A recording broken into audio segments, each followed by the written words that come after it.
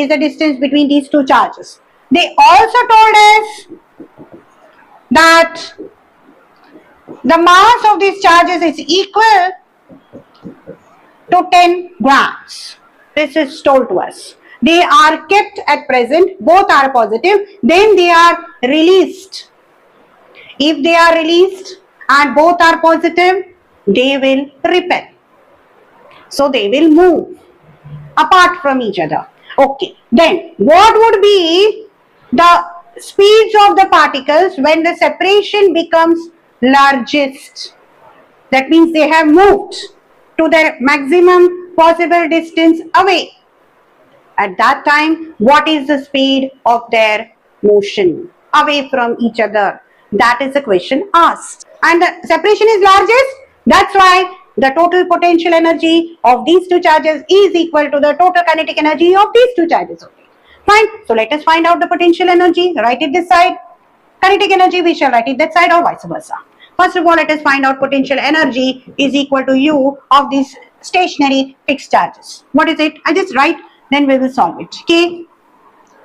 2 into 10 raised to minus 4 coulomb into 2 into 10 raised to minus 4 coulomb divided by the distance 10 centimeters. So converting it into meters is multiplied by 10 raised to minus 2. This is the potential energy. What formula did I use for the potential energy? KQ1, Q2 by R12, where R12 is the distance of separation between the two charges and Q1, Q2 are the magnitudes of both the charges which I have written here. Fine. Charge 1, charge 2. Distance. From the formula K is written here. Fine.